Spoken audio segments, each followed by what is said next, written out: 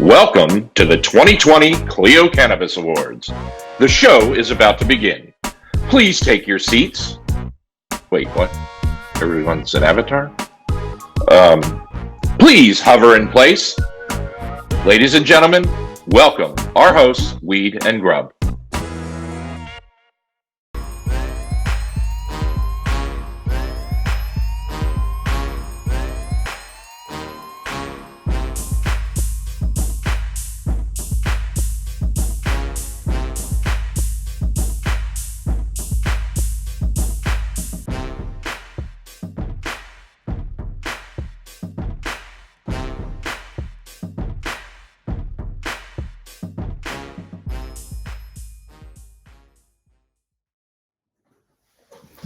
Good morning, good afternoon, and good evening to you all, wherever you are in the world. I'm Mary Jane Gibson, and I'm the co-host of Weed and Grub, along with this fantastic guy, Mike Glazer. What? You threw in a fantastic? I did. Thank you, Mary Jane. Hello, everybody. For those of you who have been with us for the last couple of days and enjoying Winter Emerge 2020, thank you. And for those of you who are joining us today, welcome. Welcome. Today we have the pleasure of hosting the second annual Clio Cannabis Awards, a competition that honors the top creators at the forefront of cannabis marketing and communications from around the world. We convened a group of the highest caliber very nice. of cannabis marketing masterminds to serve as the jurors who will decide our winners, and we tasked them with reviewing, watching, or reading hundreds of entries to determine the best of the best. And today we get to see the fruits of their labor. With a range of categories from advocacy to social good, the best work was honored with bronze, silver, and gold statues, all of which you can view at ClioCannabisAwards.com. And if you're a winner, don't forget to post on every single social channel you have and tag the awards at Clio Awards. That's CLIO Awards and hashtag Clio Cannabis. Ooh, you know I will. I'm addicted to my phone. So some of these entries were by far the most exceptional that we have received, and they will get the top honor, a grand statue. Later in the show, we will reveal who those winners are. Whoa. Well, enough from us. Let's get right into it. We know you're all at home, so get comfier, grab a snack, grab a cocktail or your preferred cannabis product. A bong. Yeah, or a vape or a joint or an edible. All of that. A topical, a tincture. Let's get this show rolling. So now that you're settled in, please give a virtual applause to the heart and soul of the Clio Cannabis Awards program, Michael Kaufman and Rachel Krug. Oh, we can do it live. Yeah. Thanks, Mary Jane and Mike, and thanks for joining us today. And thank you to everyone for joining us as well. I'm Michael Kaufman, Director of the Clio Cannabis Program. And I'm Rachel Krug, Manager of the Clio Cannabis Program.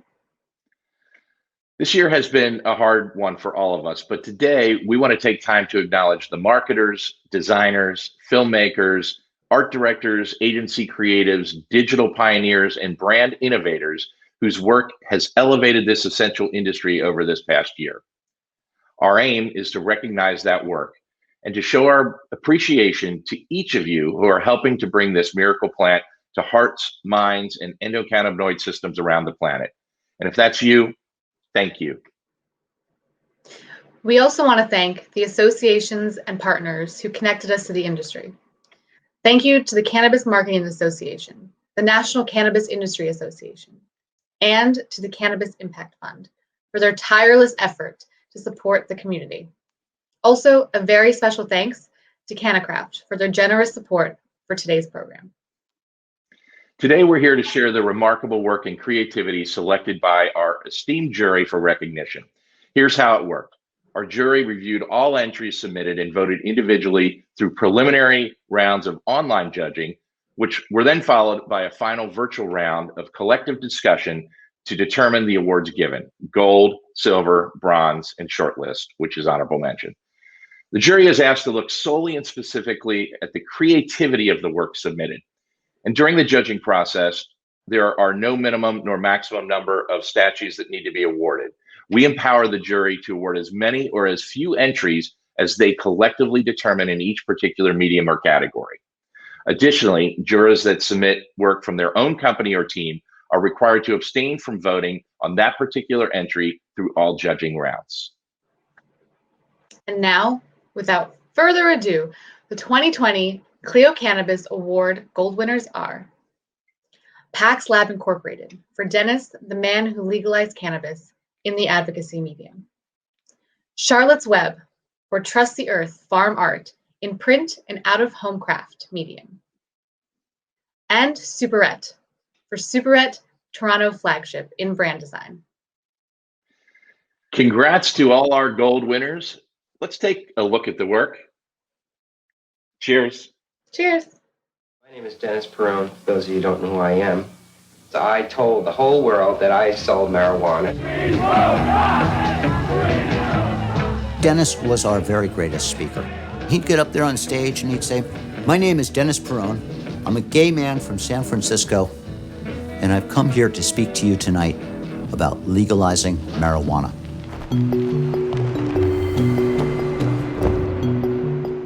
In the late 80s, when I arrived in San Francisco, the Castro, you had the people like me who were young gay people arriving and finding the one home base of freedom. But there was also that dark cloud.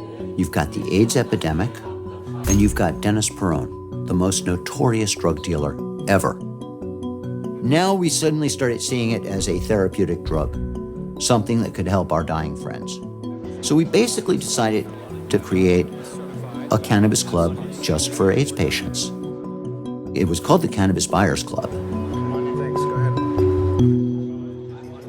Every age group, every medical condition.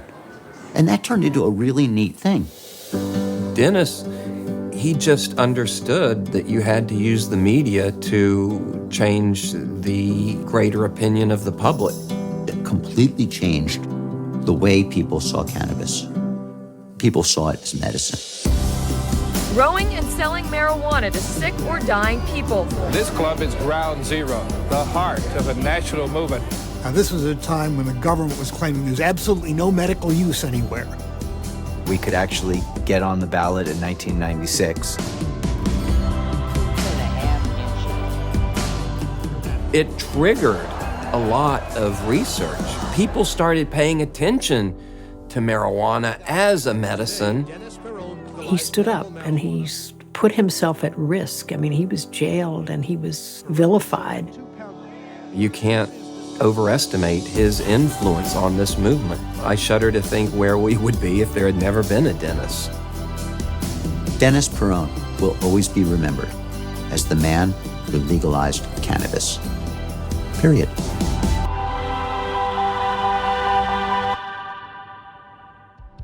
In America's heartland lives more than just a piece of art.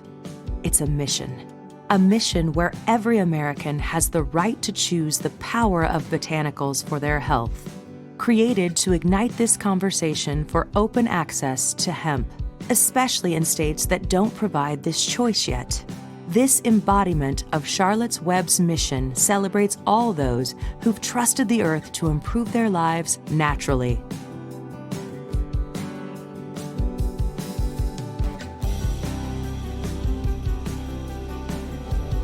In collaboration with Mother Nature herself and street artist Shepard Fairey and his team, this activation became Charlotte's Web's call to action to the world. A call for people on Earth to stand up and champion the right to choose hemp as their natural option. To help do this, we gave people a way to join the fight at trusttheearth.com. In partnership with the U.S. Hemp Roundtable, people could use their voice by contacting their local legislators to push for access.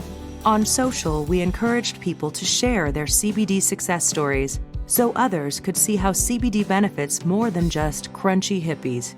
And lastly, we helped people get educated on CBD in order to become well-informed advocates.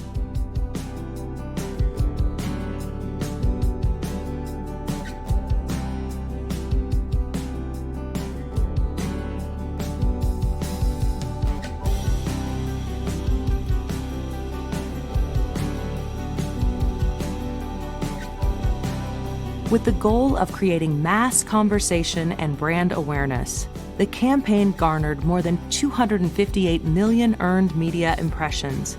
brand awareness increased by 30%, making Charlotte's Web the most recognized brand in CBD.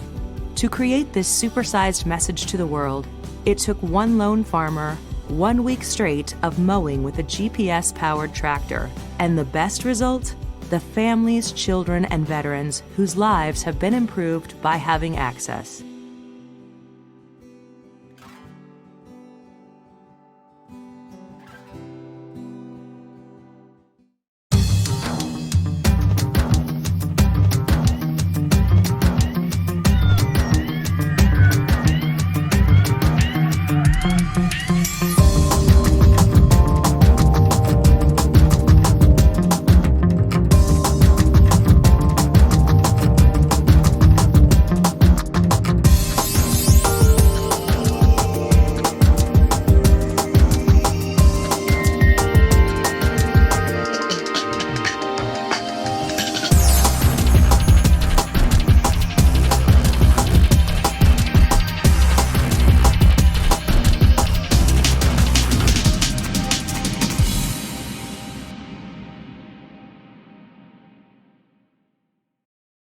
"2020 has been a monumental year for the cannabis industry, from being deemed an essential service during the pandemic to winning every single marijuana ballot measure in the 2020 election. The tide is changing in the push to end federal prohibition and criminal reform. Beginning in 2021, 1/3 of the country's population will live in a state where cannabis is legal." Amazing. Huge, huge. And while that is dope news for the future of the industry, there are far too many people who remain incarcerated for low-level marijuana offenses. Come on.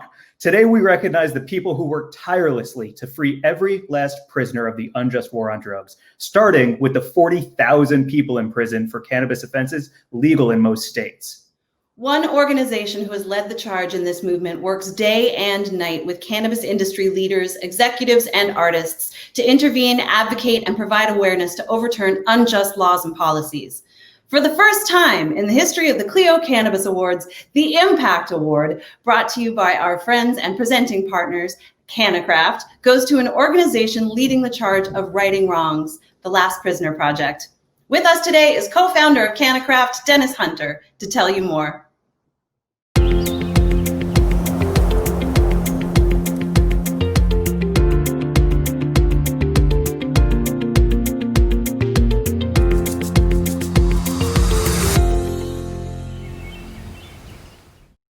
Hello, I'm Dennis Hunter, and I'm the co-founder of CannaCraft. I'm excited to participate in the Clio Cannabis Awards and to be presenting this amazing award. CannaCraft is a cannabis company based in Northern California. We started the company in 2014, and today we employ nearly 300 people and produce 200 unique cannabis products in dozens of form factors. We are cannabis advocates and activists, and we are beyond grateful for this great community of people that cannabis has connected us with over the years. I am thankful that my passion is also my job, but there was a time when this seemed like an impossible reality. Less than 15 years ago, I was sitting in federal prison serving 7-year sentence for growing cannabis, the same thing I currently do for work. It took me away from my family and my life for nearly a decade. Even so, I know that I am one of the lucky ones. After I was released, I was able to enter the legal cannabis market and build a business. Meanwhile, 400,000 cannabis prisoners, some of them serving life sentences for nonviolent cannabis offenses, are sitting in jails throughout the U.S. watching cannabis turn into a thriving mainstream industry. Now that cannabis is legal in nearly every state, it is time to stop punishing people for the same activities that are fueling nearly a $20 billion cannabis industry. And no one is doing more to fight the injustices of cannabis prohibition than the Last Prisoner Project. The Last Prisoner Project has positively impacted thousands of people, and there is no doubt that they will continue to help many, many more. Freedom and opportunity are the greatest gifts that you can give someone. Today, we honor the Last Prisoner Project for their dedication and hard work. The cannabis industry and the world is better because of this organization. We at CannaCraft, along with the Clio Cannabis Awards, are pleased to recognize the Last Prisoner Project as the recipient of the Impact Award. Congratulations. And here to present the award to the Last Prisoner Project is actor, activist, and board member Jim Belushi. Hello, my name is Jim Belushi, and I'm the founder of Belushi's Farm. I also serve on the advisory board for the Last Prisoners Project. I'm very excited to be here with you today. I get to present the 2020 Clio Cannabis Impact Award. The Clio Cannabis Impact Award is bestowed on an organization or person who has made a significant impact on the cannabis community by bringing awareness to the cause resulting in social change. This is the inaugural year for this award and is presented to the Last Prisoners Project. The Last Prisoners Project is a great organization. It's a coalition of cannabis industry leaders, executives, and artists dedicated to bringing restorative justice to cannabis industry. Last Prisoners Project is dedicated to releasing cannabis prisoners and helping them rebuild their lives. The Last Prisoner Project has a very simple mission: to ensure that as the legal cannabis industry is being built, that every single cannabis prisoner on planet Earth is released, that they have a chance to come home to their families and rebuild the lives that were stolen from them. Our work isn't going to end when the last cannabis prisoner is released. We are tasked with ensuring full freedom for anyone that's been affected by the criminalization of cannabis. That means not just release from incarceration, not just clearing their records, but ensuring pathways and opportunities for them to feel fully human again, to completely reintegrate into our society. And so that work is something that's going to require a monumental shift in the way that we perceive people that have been impacted by the justice system. Cannabis incarceration is really just one symptom of a much greater problem in our criminal justice system, which has been basically structured to enforce institutional racism. And it's time now that we know the truth about cannabis to heal those wounds. Now the prohibition is finally ending. We have to make sure that there's a process of healing. And my hope is that the Last Prisoner Project can be one of the vehicles for that process of healing.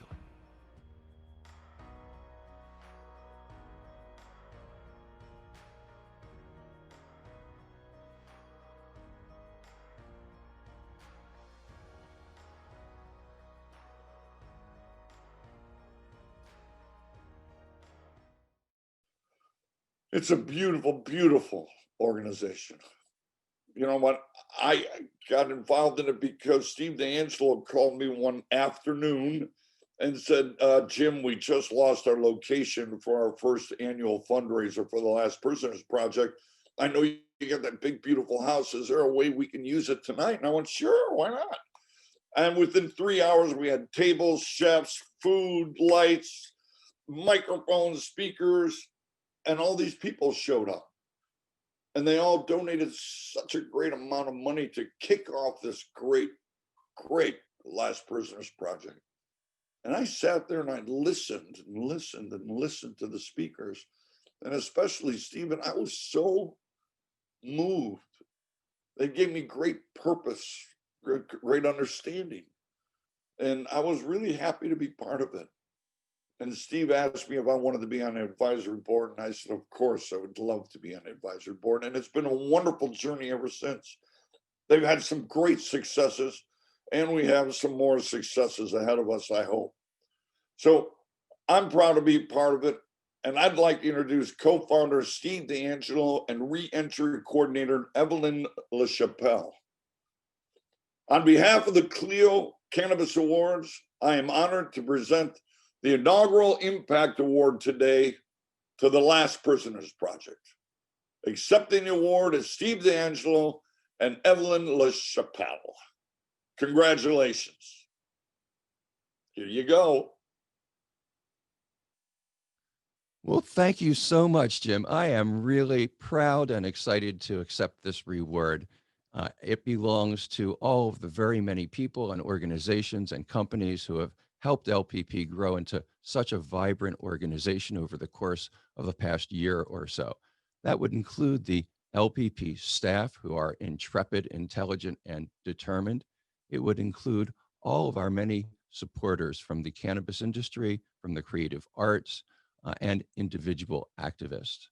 And most of all, this reward really belongs to our constituents, to people like Evelyn LaChapelle and the many other people who are still in prison, who have very bravely stood up to tell their stories and have mobilized a huge wave of social change.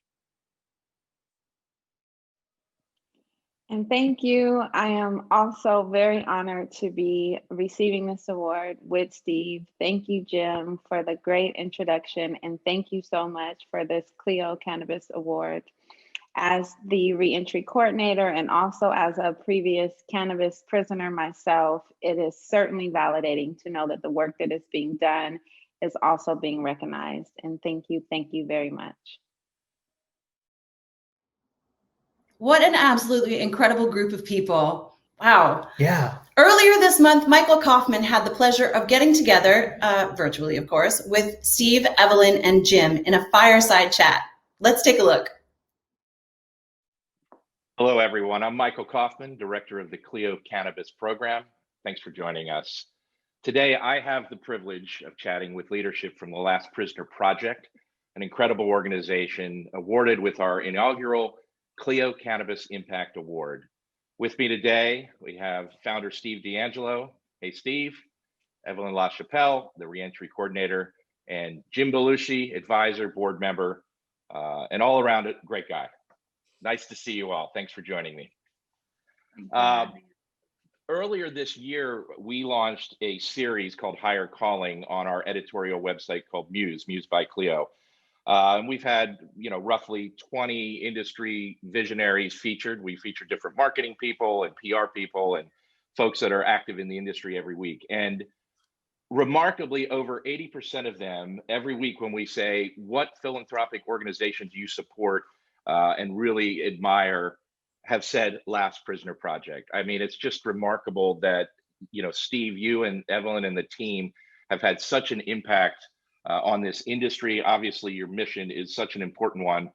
But I'd love to just start out by, kudos to you all and just, asking, how have you achieved just such significant awareness and impact in this industry so quickly that so many people are aware and supportive of your cause? Can you give us some backstory on that, Steve? Well, the cannabis industry is an industry that grew out of a movement for social justice. And a lot of the leaders in this industry are committed to social justice ideals. Everybody who's in cannabis right now has had the experience of being at least on the other side of some injustice or stigma. And so it was really, I just think, the power of the message.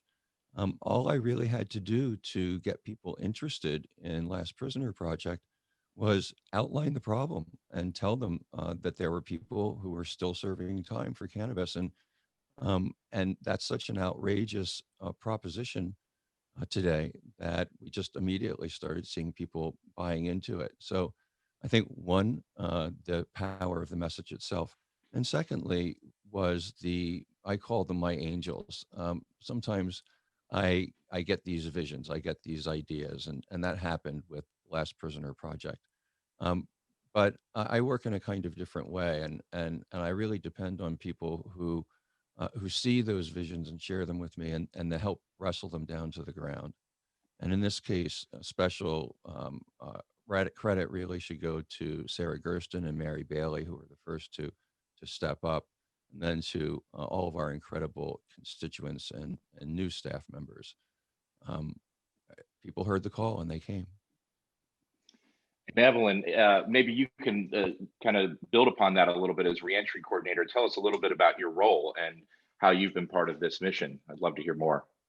Absolutely. So I got involved with the mission shortly after being released from prison myself. I received an 87-month prison sentence for depositing cannabis profits into my bank account. And I believe the initial introduction to Last Prisoner Project was just going to be a quick conversation and interview between me and Steve to put a face to the message. And from that, it has grown into something so much bigger.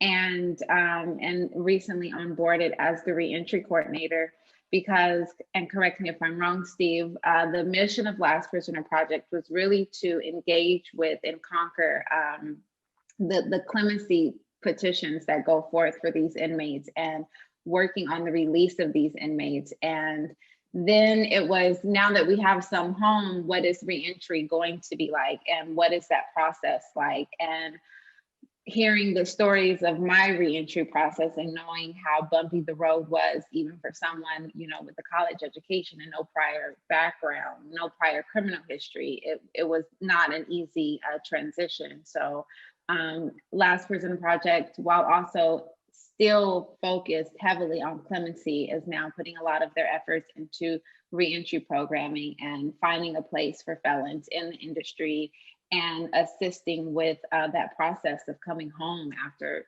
being in prison and coming home where cannabis is booming and deemed essential during a global pandemic. And so really wanting to assist those people and help them deal with the traumas of being released.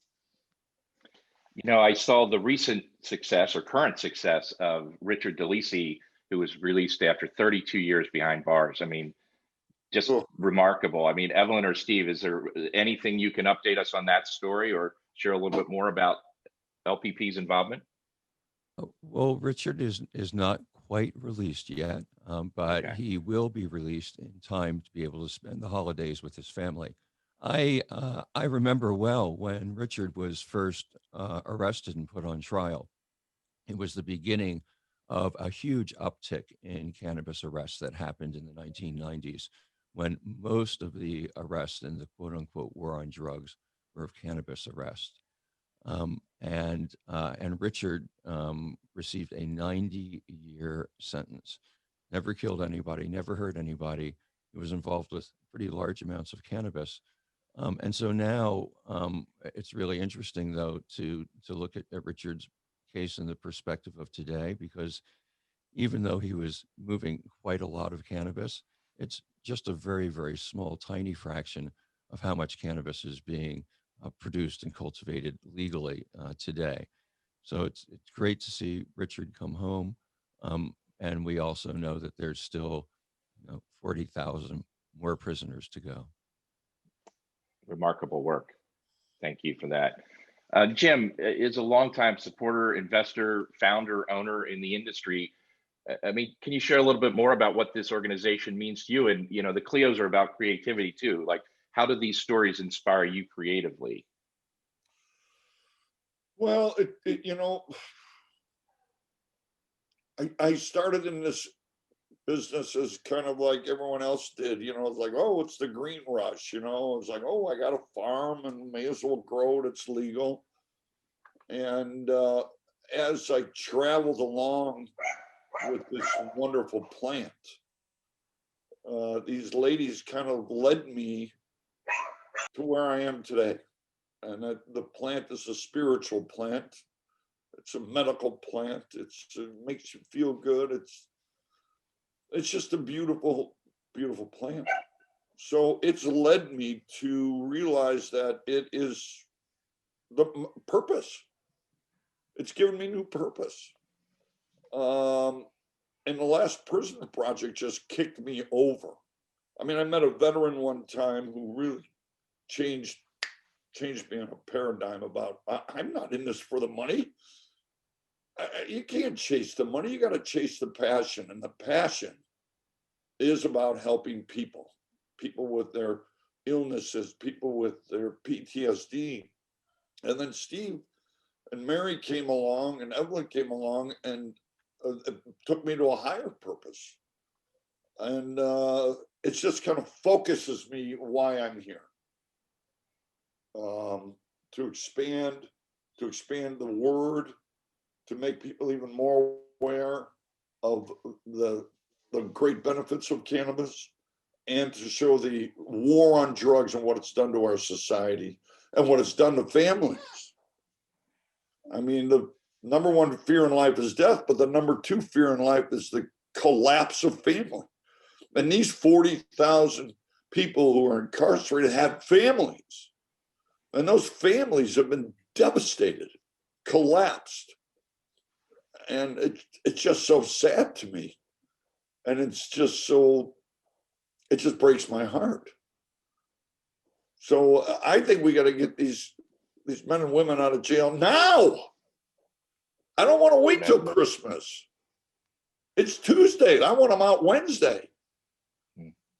So I don't know. The creativity wise, it's changed my focus. Although I do like to entertain and have fun. And even with the TV show I did, there's some comedy in it. And it's hard for me to do the comedy because I'm much more on the focus of what to do. And I go, oh, I got to entertain also in order to get that message across. So creativity wise, I'm trying to blend the two things of entertainment and information. And I think we, all of us, are accomplishing this. We are accomplishing, the message is getting out there. There's a softness going on in the world right now, an acceptance of cannabis. So I think all the work that we've been doing, especially Steve, all these years, the vision is happening, and it's very exciting. So I don't know if I answered your question or Yeah, not. that's great. No, thank you, Jim. And Steve and Evelyn, I'd love to hear a little bit more about the organization and the folks involved. I know, Steve, you had mentioned just the team that you have, and perhaps it'd be great to hear a little bit more about who are some of the folks that are on the team, or your angels, I think you referred to earlier. Yeah, and they're not really my angels, right? They're angels to this really important cause. And Sarah Gersten is a super smart Harvard Law graduate. She had been interested in expungement before she heard that I was thinking about starting an organization called Last Prisoner Project. And when she heard about that, she approached me at a conference, and we started talking about it. And something like a week later, she got on the phone with me and said that she was ready to, reshuffle her priorities and dedicate herself full time to making this organization real. And contemporaneously with that, there's Mary Bailey. Mary is a long time cannabis industry figure. She's been putting on cannabis conferences on her home island of Maui in Hawaii for a long, long time. She's steeped in the cannabis culture of Hawaii and is just one of the most remarkable project managers that I've ever seen, but she manages to do that project management work with an incredibly human touch. And Mary has built an incredible fundraising organization into LPP. Evelyn, of course, was really the first of our constituents that we were able to make contact with, that we were able to talk to, that we were able to get their point of view, which was really important to us. And hearing Evelyn's story really led us to this focus on what we now call the Prison to Prosperity pipeline, making sure that cannabis prisoners, and there's cannabis prisoners who are getting released, have a opportunity to rebuild the lives that were stolen from them. And Evelyn has just been tremendously influential and effective in helping us develop that programming. We have a number of other staff who have recently joined us and are working with us. But let me stop there because there's quite a few others. And then, we really need to, I think, give some credit to the supporters of the Last Prisoner Project. What has happened is the cannabis industry has really stood up and done the right thing. And in the beginning, we actually, had to go, and I had to call some friends, and we had to persuade people to write checks. But what's been happening lately is as the momentum has grown, as the industry has come to understand what the organization is doing, more and more companies and individuals are just seeking us out and trying to find ways to become involved. So a lot of the credit for Last Prisoner Project also belongs to the many different companies that have been supporting us. And that note about ways to get involved, I'd love to hear if you, Evelyn, could give some directive. I think you have such a powerful vow, and it ties to what even Jim just said, that we will not rest and we will not stop until the last cannabis prisoner is set free. I mean, that's such a powerful mission.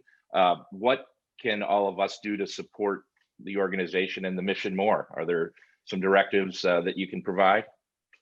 Absolutely. I'll chime in here. There's so many ways to get involved, and of course fundraising is so beneficial and helps so many people, and I can attest to the funds being used really to help so many of our constituents rebuild their lives. But if you visit lastprisonerproject.org, you will find the options to donate. What you will also find is a link that if you want to just sign up to be a volunteer, you can also do that. If you want to volunteer your time, we have a prison letter writing campaign going on right now to get letters to the prisoners during the holidays who are still currently incarcerated. We also have opportunities for mentorship for our constituents. If you are knowledgeable in the industry, if you have positions available that need to be filled, we would love to fill them with our constituents returning home. And so all of that you can find at lastprisonerproject.org. And if you have ideas on how you can partner with us outside of those, those two pillars, there's also, you can contact us there. And we would definitely be willing to work with anyone who is ready to get on board and help us push this mission forward. Oh, thank you for that. Jim, I know that you have sort of evolved in your roles in the industry, and now you are founder of Belushi Farms. Congrats on a really great show that's been on TV. I mean, you sort of touched on it earlier, but how has your perception of the industry changed as you've gotten into it? It sounds like Last Prisoner Project has been very important in conveying kind of a mission to what is on the grand scale important in this industry. But were there any things that going in you weren't aware of, and now you've sort of completely changed your mind? I mean, now you're a grower, right? You have a farm. So what's different now? How has your perception of the industry changed? Well, the one that gets me in my belly, my perception as a farmer is I don't like russet mites, aphids, squirrels, and gophers. I am a cross between Elmer Fudd and Bill Murray in Caddyshack. So I've turned into a hunter on the farm. But I have to tell you, I am, and I think we all should be grateful for Steve D'Angelo, because he's really led the consciousness of our industry. I think he really helps the balance between chasing the money and chasing the purpose, because his purpose is Steve, your purpose is so clear that it's easy to jump on that train. And when you're on that train, you learn so many things. And I have to say, I met Steve in Vegas and we talked. I don't think he really wanted to talk to me, but I kind of forced my way in. And he listened to me a little bit and he said, we should have lunch. So I went to Oakland and had lunch, and it was the start of my education, of the advocacy of the plant, of cancer research, endocannabinoids. I mean, he became my teacher. And I just think he's our leader that way. And I think this Last Prisoners Project has brought a lot of people together because of his vision. And I don't know, I just think it's great to be part of it. And I've changed as a man. I've changed as a businessman. And I've changed as an actor. I'm not really even interested in acting that much anymore. I've gotten so interested if I'm going to act, I want to do a show that I can use this talent to bring more information across. And anytime I mention the Last Prisoners Project, it generates energy. I was on Bill Maher, and Bill Maher wanted to talk about it more. We ran out of time about the war on drugs, the Last Prisoners Project. I mean, there are many influential people out there that are jumping on, and I got to credit Steve, and he deserves this award. Yeah, thank you for that.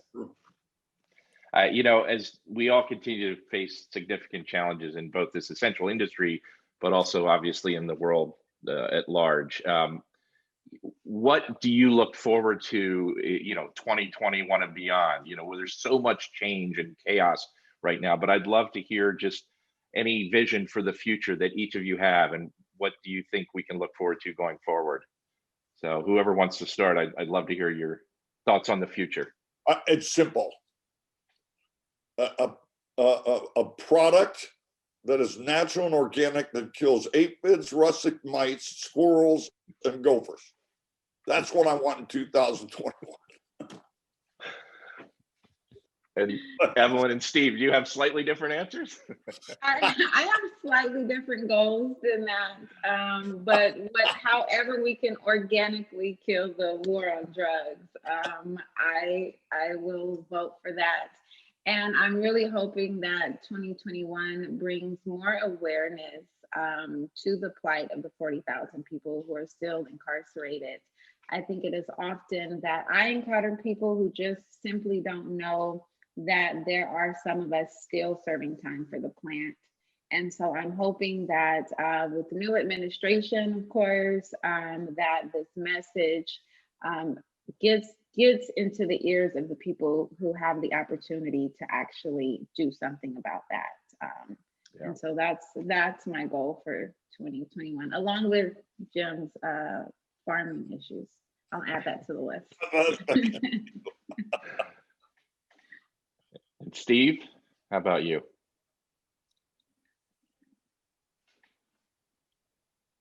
We may have Steve frozen up for a second. What excites me about 2021 is there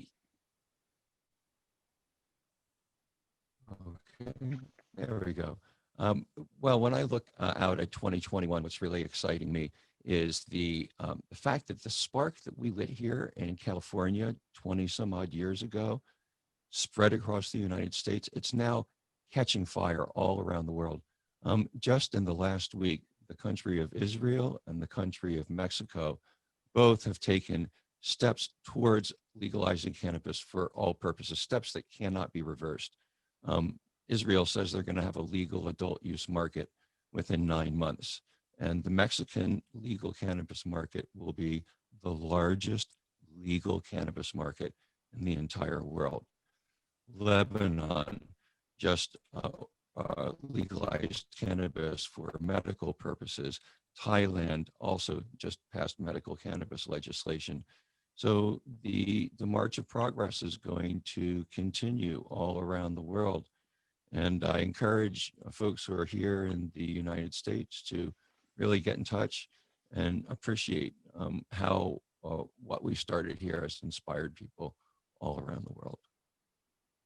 Thank you. And I really appreciate each of you taking the time today. Thank you to Jim and to Evelyn and Steve. Thank you for your mission and your organization. Just kudos and congratulations on behalf of the team at the Clios.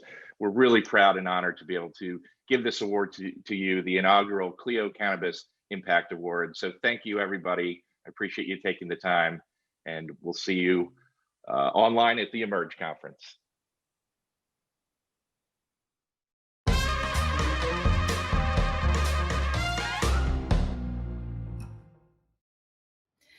As we mentioned earlier, all the 2020 Clio Cannabis Awards winners were chosen by the top folks in the industry.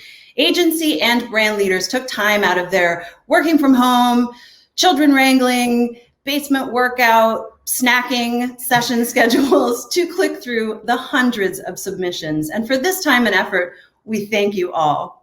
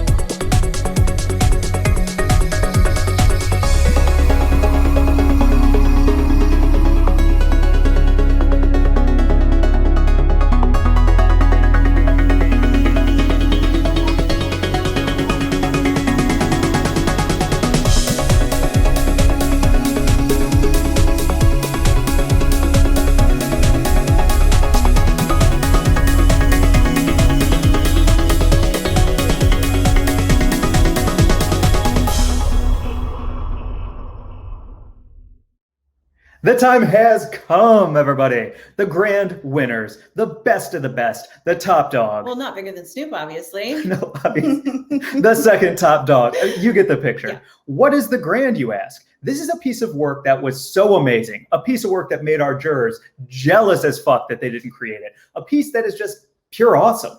And this year, the Grand Clio Cannabis Award goes to, in partnerships and collaborations, Charlotte's Web, Trust the Earth Farm Art. In product and service innovation, our close friends at Puffco, the Puffco Peak Pro. And please check out the episode of Weed Grub that dropped yesterday featuring Roger Wolodarski, CEO of Puffco. It was a great conversation. And in public relations, Kiva Confections, it's all gravy. It's all gravy. It's all gravy, Woo! baby. Cheers. Congratulations, everyone. We will spark up a joint for you in celebration. In America's heartland lives more than just a piece of art. It's a mission. A mission where every American has the right to choose the power of botanicals for their health. Created to ignite this conversation for open access to hemp, especially in states that don't provide this choice yet. This embodiment of Charlotte's Web's mission celebrates all those who've trusted the earth to improve their lives naturally.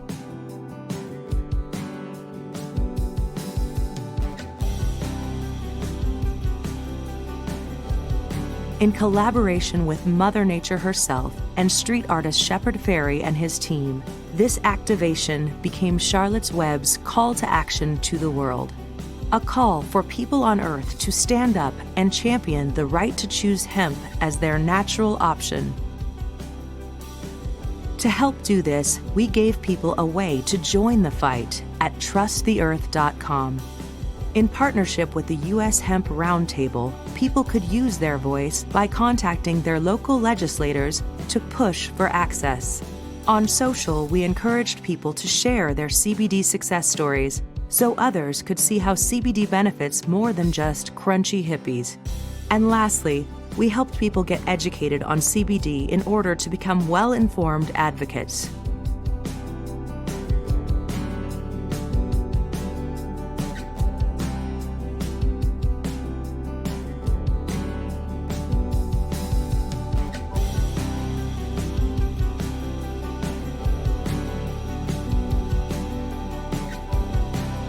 With the goal of creating mass conversation and brand awareness, the campaign garnered more than 258 million earned media impressions. Brand awareness increased by 30%, making Charlotte's Web the most recognized brand in CBD. To create this supersized message to the world, it took one lone farmer 1 week straight of mowing with a GPS-powered tractor. And the best result? The families, children, and veterans whose lives have been improved by having access.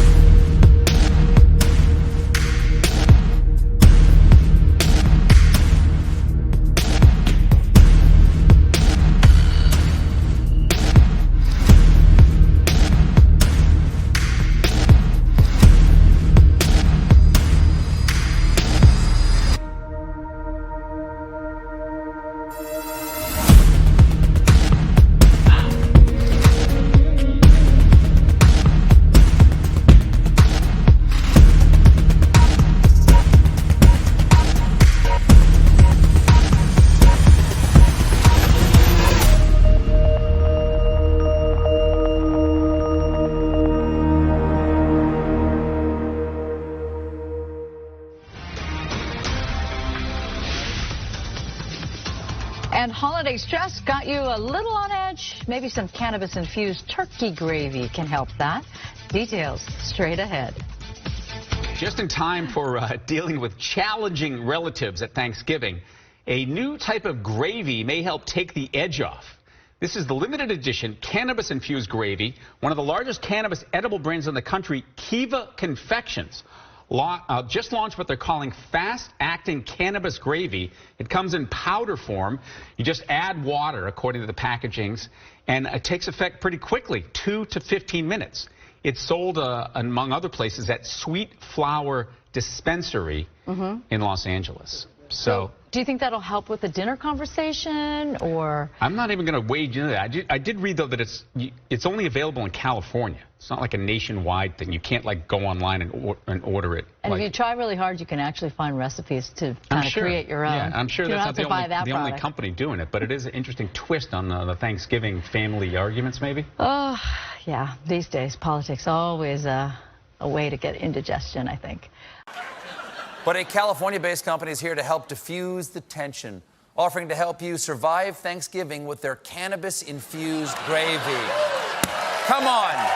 No. What? Come on, that is clearly a gateway condiment. It starts with a few dollops of cannabis gravy, then next Thanksgiving you're making PC pecan pie and green bean cracker roll. Hello, everybody. We're very, very excited. With me today, I have Adam Grayblick, the COO of Kiva Confections, and also Andrew Lincoln, Associate Director of Integrated Marketing at Charlotte's Web. Gentlemen, on behalf of Clio and our 2020 Clio Cannabis jury, congratulations. You are two of the grand winners. Really excited and really excited to have you here. So congrats. Thank you. Thank you. So excited as well. Thanks, Michael. Yeah. So we just want to take a quick moment to ask a few questions. And I'm going to start, Adam, with you. The grant is for It's All Gravy, public relations, really remarkable work. And I'm just wondering, can you tell us a little bit about the project, the little backstory, or anything you'd like to share about the project? Yeah, it's a product stunt that we ran back Thanksgiving 2019. Where we made cannabis-infused gravy as a fun play for the holidays to help take the edge off of those sometimes awkward Thanksgiving dinners. And so it was a combined effort, our product R&D team, marketing team, PR, design, and it was a big hit. Well, it's really, really remarkable work. Congrats. I do want to note that Kiva Confections also won 5 other Clio Awards, and if you go to ClioAwards.com right now, you can see all the winners. There was a 2 silver, 3 silvers, 2 bronze. A really remarkable work this year to you and the team. I do want to jump though, Andrew, and now let's talk a little bit about what Charlotte's Web put together, the Grand Trust the Earth Farm Art. Winner in partnerships and collaborations, which I think is just kudos. What a really remarkable thing that you put together. Can you tell us a little bit about the backstory? Yeah, I mean, again, the campaign itself was really the celebration and embodiment of our mission at Charlotte's Web, and it's creating access to hemp products. Of course, there's so many people in the world that need them for just a better quality of life. And again, this was a representation of all those people on Earth. And again, I just want to thank the team really for the production crew, amidst a pandemic, really being able to get out there and help make this happen, from the content. And then our lone farmer that was out there with the GPS-powered lawnmower for a week straight, just mowing and mowing and mowing. The best solo distancing or physical distancing type of thing to be doing. But he was out there, and also just fun little stories that we kind of underestimated the size of the artwork itself. It's 76 acres. We couldn't even get a drone high enough without interfering with airspace to get the whole thing. So we actually had to have one of our camera persons, a girl, have to get in a plane, a prop plane, and face her fear of heights to get the shot. So that was a fun little story. But thanks to the production crew for really going out there to do it, the brothers to really create this company, but also be part of the activation, and then everyone else behind the scenes. So it's without them it couldn't happen. And of course all the people that take Charlotte's Web and use all the other products out there from to help with their wellness, and that's important to us. I love it. Well, and congrats to you and the team as well for 3 other wins. You got a gold, a silver, and a bronze. So both you guys are going to have a lot of hardware, which is fantastic. And I'm going to stick with you, Andrew. You just mentioned the teams. You want to give any shout out to any of the folks specifically? Anybody on the list?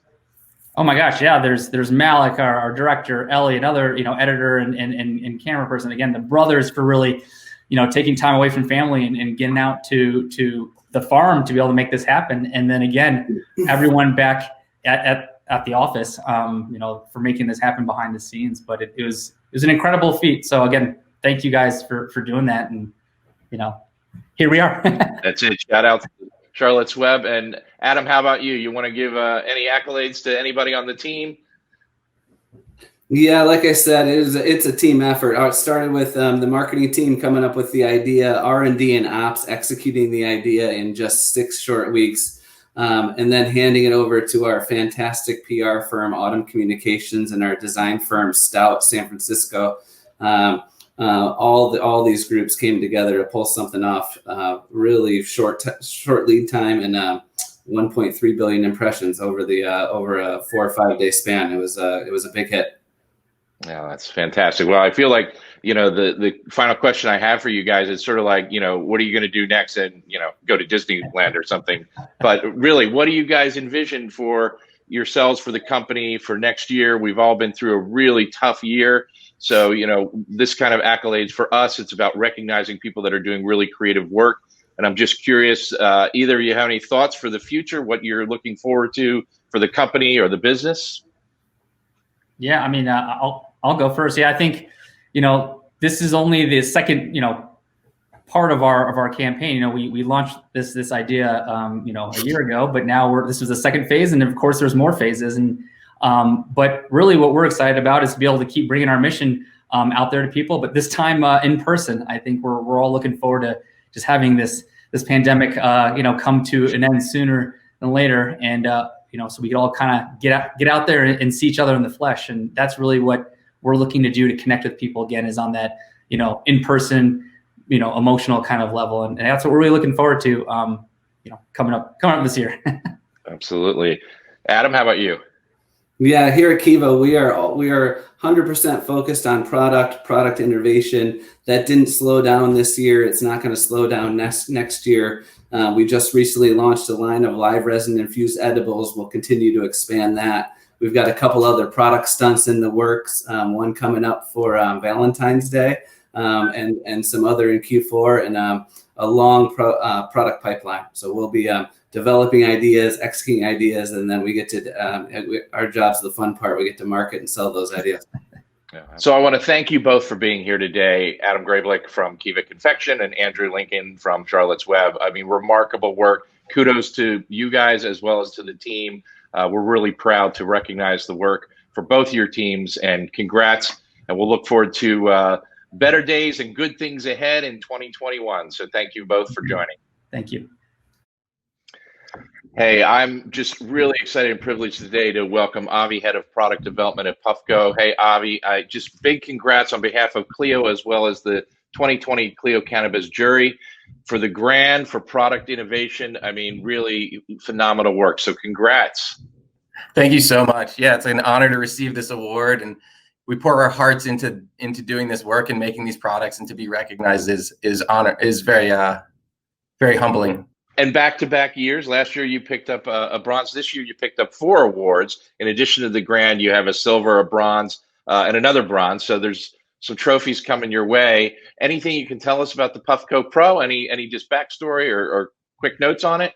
Sure. Yeah, the Puffco Pro was really everything we could possibly dream of to put into a device. We put into this device, and we took a lot of lessons from the community and desires from the community, and we created something for them. Really everything we could think of that would make the dabbing experience better, we put into this device. The first peak was really a proof of concept in a lot of ways. And this one was really dreaming as much as we possibly could and putting as much technology and really clean experience into a single device. Well, fantastic job. I mean, I'm sure there's a lot of folks involved. Anybody you want to give a shout out on the team? Yeah, I think it's hard to pinpoint a single person. In product development takes really a lot of people, a big community. So shout out to the entire product department, the entire ops department at Puffco. A lot of different disciplines needed to come together and collaborate for this to happen. And not a single person is responsible for the whole thing. So really just a shout out to the whole team working together and making this thing happen. That's awesome. Well, we thank all of them. And any thoughts on what's coming ahead for Puffco or 2021 for the business? Any things you're looking forward to, or any things ahead to note? Oh yeah, we're working on a lot of really exciting stuff. The Peak Pro is kind of the beginning of this year-long of launching new products, and we have some things that will really shift the market and create some new categories that we've been working on for a really long time. Some of those projects we've been working on for longer than the Peak Pro. So super excited for what's going to come in the next 12 months. Well, once again, congrats, Avi and the whole Puffco team. A grand, and we're really excited to be able to present that to you. So thanks for us coming on board here to have some quick conversation, and congrats again. Thank you so much. Thank you so much. And as they say in the biz, that's a wrap, a blunt wrap. Nice. On behalf of the Clio family, thank you all for spending this time with us, and congratulations to all the winners this year. We hope you enjoy that hardware. Also, special shout out to Clio Cannabis Partners, the Cannabis Marketing Association, the National Cannabis Industry Association, and the Cannabis Impact Fund. And to all of our presenting sponsors, CannaCraft and Mary Jane, and to the Emerge team, more of a family, and all the folks behind the scenes that made this all come together, thank you. Don't forget to head on over to ClioCannabisAwards.com to check out all of the winners. And don't forget to permanently mark your time with us today with the hashtag Clio Cannabis. With 2020 coming to an end. Whew, thank God. Thank God. On behalf of the Clio Cannabis Awards, we wish you a happy Chronica. A Merry Christmas. Happy holidays. Oh, And a way better year to come. Man, those puns this year's really getting to us. you're nailing it. Blunt wrap? Want to get a sandwich? Yes, hand me a sandwich. Thank you, everybody. Thank you, everyone. Bye.